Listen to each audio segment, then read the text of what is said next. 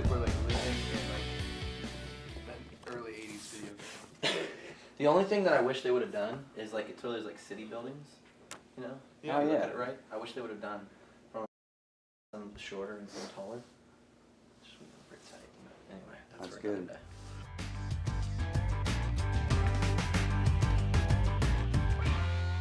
Yeah, I play guitar and I'm the lead singer in the band.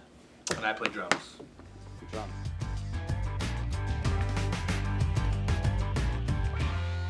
Start. I was 13. Yeah? Yep. So a while ago. That's cool. That's 16 cool. years. Wild. Yeah. Long time. When'd you start playing guitar? I guess almost 20 years ago.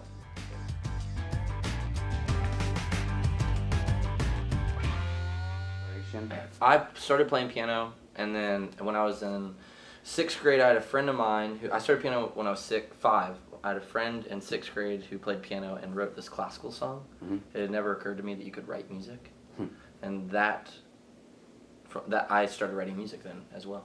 So, bad music, but writing.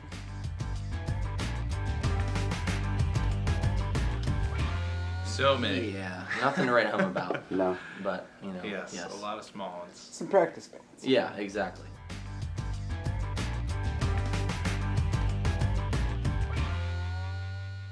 You know, originally our band name was Citizens, which comes from Ephesians 2. And we gave it the name because, we met at a church. And so we were a band leading at our church probably once every other week almost, for a couple years. And for us, we were wanting to have a band name that sort of represented what like the purpose of corporate singing was, and that was the people of God coming together, those who have that identity in Christ doing that, but also too the invitation that comes with that for people to come and just hear even that truth through those songs as well. So that's kind of where it all started. And then the "and Saints" actually came about because we got a cease and desist letter. Really? There was a band called Citizens. There is a band called Citizens in the UK who just so happened to have a really smart manager who filed for a patent, trademark of their name, and the rest is history. So, even though we started at the same time, that's what it is. So I would say calling for me is actually this tour name I think really fits in with a lot of what I believe I'm called to, and that's to live loved, to just exist. Like, whether you believe in God or not, no matter what, created in the image of God to just like be, to just exist, you know, on this earth. And then when God saves us, I think there's just a new perspective that comes into view, and that is that it's not just to just exist in this world, but it's to exist as someone who is loved. And that out of that, I feel like there's motivation to want to do things that, in an effort to see other people come to know that too, you know, whether it's my kids, my wife, not just people that know God, not just people that don't know God, even I have to be reminded of it all the time, you know. So I think that's a big part of calling for me.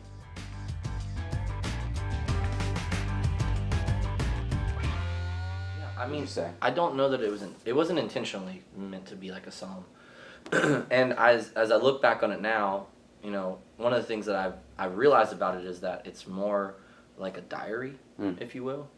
But it's also, I think, we created the song order in the way we did because we thought it was very reflective of sort of just the finicky nature of our souls, and that like there are times when we really believe, and it seems like almost an instant. You know, I'm not even thinking about, things are great, and then all of a sudden you get confronted with something that causes you to maybe feel despair, or feel something that's just like, you know, or you just are indifferent, you know, numb to stuff as well. I've been in that place many times.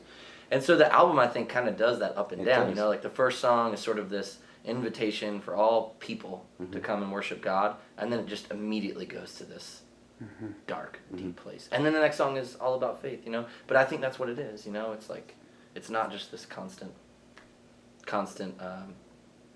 you know, flat path that we're walking on. It's got a lot of other... And I think that's like hugely to do with just walking life with God. And like, I think so many people read the Psalms and connect with them in a huge way because they're walking life as Christians and seeing the Psalms, saying the same thing that they're going through. And so I think because the record was kind of written with lyrics that reflected that, it kind of ended the same. So similar heart, different words, but coming from the same place. So. Right. I mean,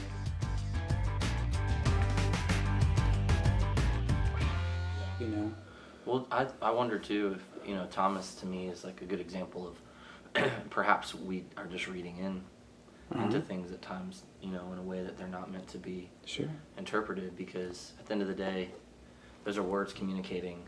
I mean, even when you consider, the way that the Gospels were written, you had firsthand experience, people that were witnesses, eyewitnesses, and then someone like Luke, who was gathering stories from other people to corroborate this gospel, this gospel of Christ. And I think that what's interesting to me is we don't always get like the emotion in it, but I also think too, you know, maybe there was unbelief, right? Maybe maybe there was disbelief, if you want to call it even that, where it was like that just seems impossible, right?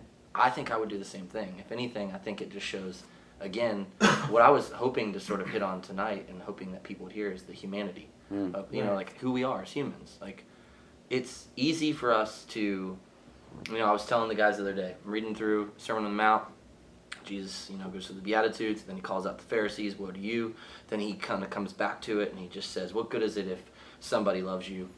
What good is it if somebody basically reciprocates that love? You know, we're really called to love our enemies. Like, it's way harder to love someone who doesn't want to love you back. Yeah. He says, you know, be kind as God is, it says God is kind to those who are ungrateful.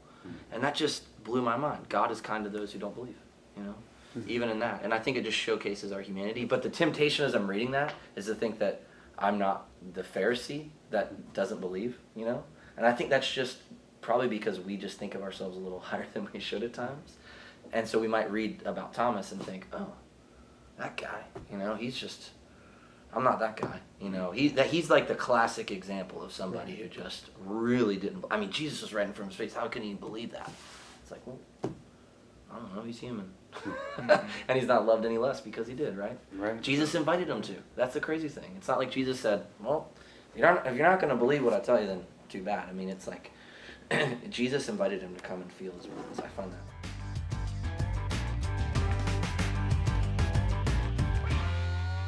This. Yeah. And I think because of how Jesus ends up loving Thomas in that moment, like you're talking about calling earlier, and I think like it's a huge calling to be honest in that way, as Thomas is honest then, and Jesus kind of lets him touch his hands and touch his side, but then says, and greater are the ones who do have faith. It's like that lesson can't get taught unless Thomas is honest in that moment and vulnerable in that moment. And then Jesus, obviously, like, now we're living by faith, reading stories like that. So it's like, I just feel like when we're talking about calling, like, honesty is just a huge component in it. I believe that too. You know, God, it's funny, like, God works in our failures way more than we think he does if we are honest in, like, just being vulnerable and stuff. So.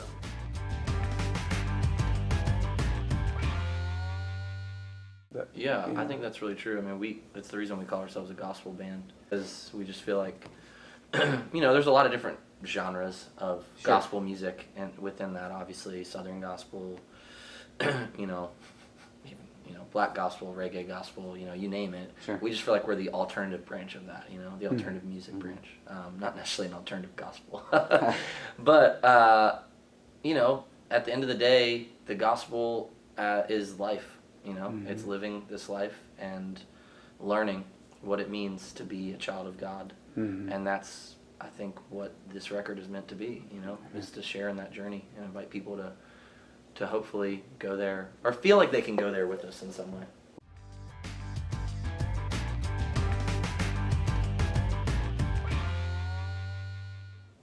We have a friend of ours who's a designer, and we just kind of gave him sort of a synopsis of what the album was about.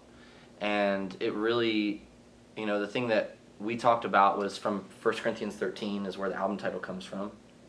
And he was pretty adamant from the beginning of, I don't want to make this literal. Like, I don't want to use a mirror or something that necessarily immediately, I don't know.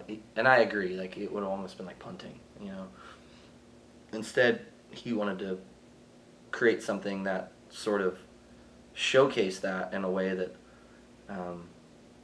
caused you to think about it a little bit different. And I think in this case, because of the smoke and because it's slightly out of focus, it kind of just shows it displays sort of where we are on this side of heaven, and that we are searching for clarity, and no matter what, it just never gets completely crisp. And so even when you're looking at that photo, it's you see what it is, okay, it's smoke. Yeah. But as you look closer, it's like, okay, there's still some things I can't completely make out. But you know what it is. It's kind of like, well, I know what my hope is. It's Jesus, but I can't always completely see him. Not in all things. And I don't fully know him. Right. God fully knows me, and one day I will know. I just think, one of the songs, Madness, on the record, just kind of talks about that. Like, Jesus is the finisher of our faith. So there will be a day when we don't necessarily require faith in order to continue on, because everything that we would need to possibly know and see and imagine will be right there for us to see or ask. I don't know what that will look like in heaven, but I think that's a pretty profound